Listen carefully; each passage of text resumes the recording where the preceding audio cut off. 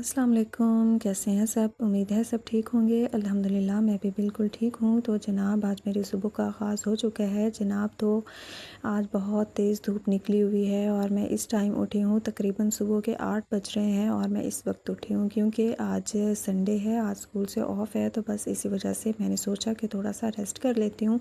और जब मैं उठी तो मैंने बाहर का चक्कर लगाया तो अब्बू ने ये जो सारे पौधे थे, बेल थी जो कि मेरी फ़ेवरेट है, इसको काट दिया था और इसकी ये वाली शेप बना दी थी।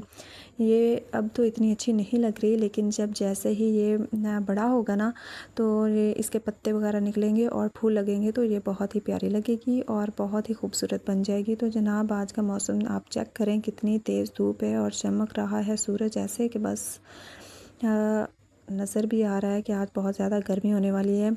तो काम भी आज मैंने बहुत ज़्यादा करने हैं। रात को भी मैं इतनी ज़्यादा थक गई थी, पूरा वीक मैंने कोई रेस्ट नहीं करना होता, बहुत ज़्यादा काम करना होता है, कोई रेस्ट नहीं मिलता। तो पूरा वीक जो है मैं जल्दी उठती हूँ और बहुत ज़्यादा जल्दी भी उठना ठीक नहीं है। इस तो बस इस वजह से आज मैंने कोशिश की कि चलो मैं आज थोड़ा लेट उठ जाऊँगी और पूरा अपना रेस्ट कर लूँगी।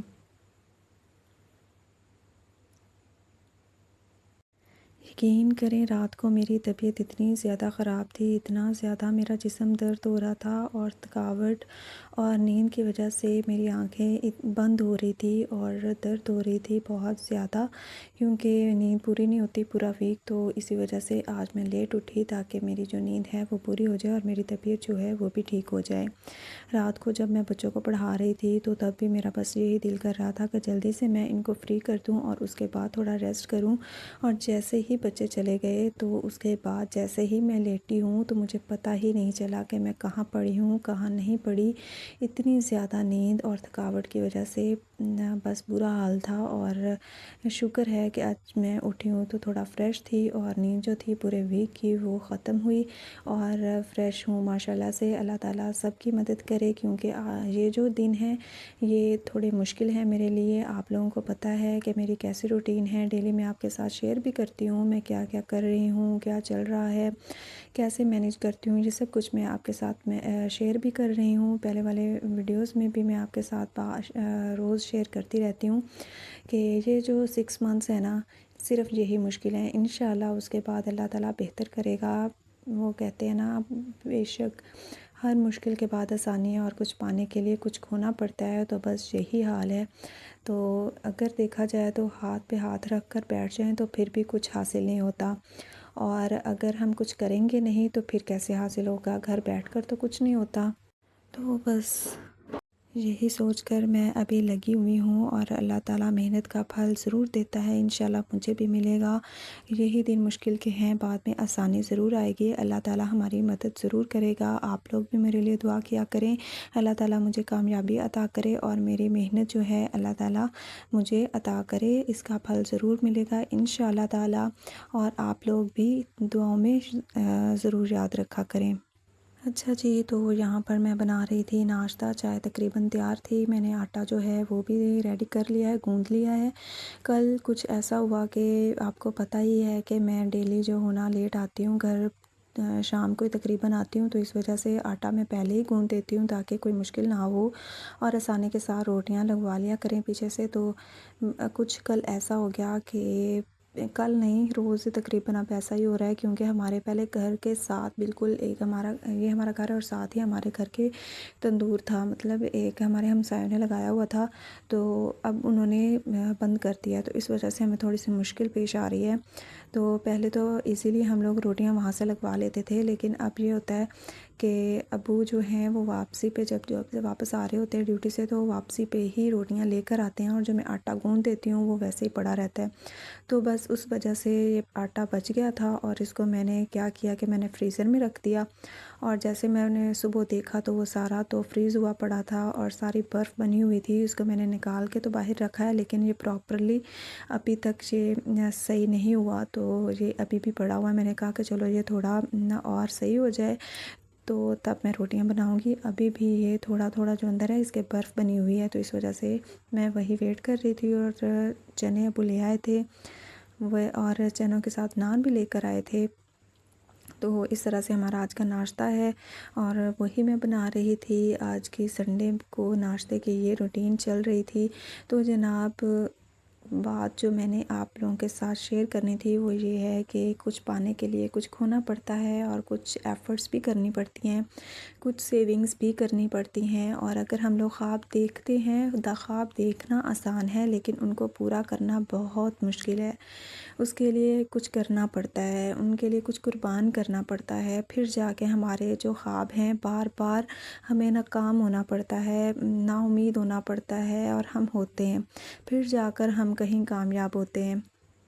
एक दफ़ा अगर हमें अपने रास्ते का पता चल जाए कि हमने किस रास्ते पर जाना है, किस फ़ील्ड में जाना है, तो फिर हमारे लिए बहुत आसानी हो जाती है कि हमें पता होता है कि हमने इस रास्ते पर जाना है और इसके लिए क्या-क्या कुछ करना पड़ेगा, कितनी सेविंग्स चाहिए होंगी, क्या कुछ करना पड़ेगा। लेकिन अगर हमें पता ही नहीं है तो फिर हमारे अंदर ना वो मोटिवेशन ही नहीं पैदा होती कि हमने आगे क्या करना है, क्या नहीं करना। तो उसके लिए अगर हमें पहले से पता होगा, हम पहले से सेविंग्स करेंगे, उसके लिए कुछ करने की एफ़र्ट्स करेंगे, फिर हमारे लिए इतनी मुश्किल नहीं होती। और वो जो मोटिवेशन है ना, वो हमें बैठने नहीं देती सुकून से और हम लोग वो करते चले जाते हैं और एक टाइम आता है कि जब हम लोग कामयाब हो जाते हैं।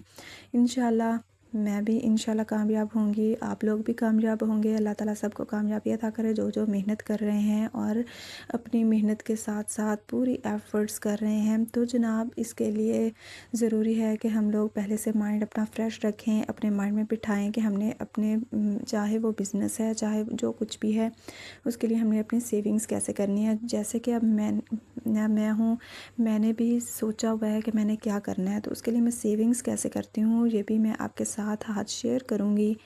तो जनाब, जैसा कि आपको पता है कि मैं स्कूल में जॉब भी करती हूँ, तो वो पे है मेरी और मैं इसी वजह से कर रही हूँ कि मैं कुछ सेविंग कर लूँ।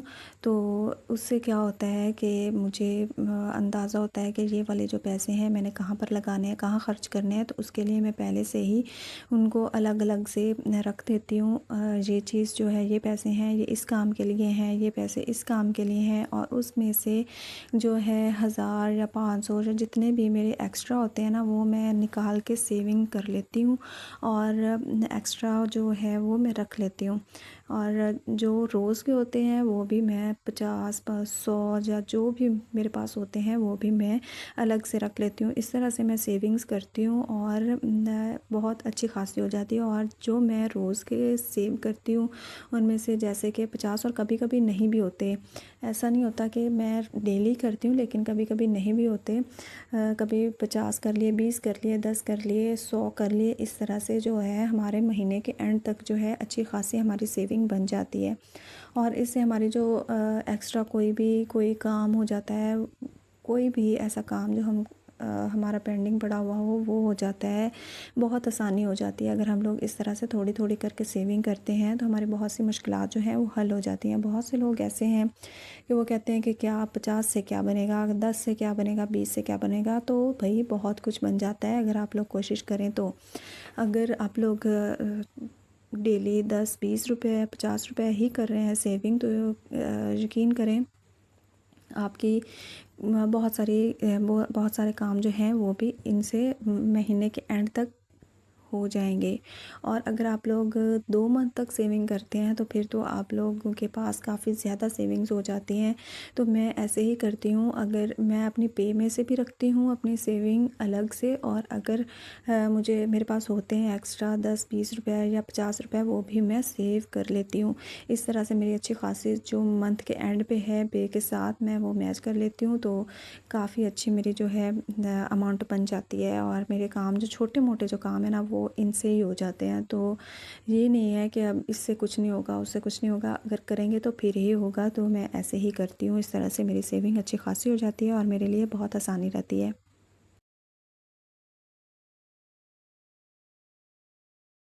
अच्छा जी, तो यहाँ पर नाश्ता जो है वो तकरीबन हमारा रेडी हो चुका है और इसके बाद बहुत सारे ऐसे काम हैं जो मैंने करने हैं, क्योंकि जो संडे है वो जॉब का दूसरा नाम है, क्योंकि संडे वाले दिन इतने काम होते हैं कि ख़त्म ही नहीं होते। संडे जो है वो नाम का संडे होता है, ये बात तो सिर्फ़ हम लड़कियों से पूछे कोई कि संडे वाले दिन कितनी अच्छी हमारी छुट्टी जो है वो गुज़रती है।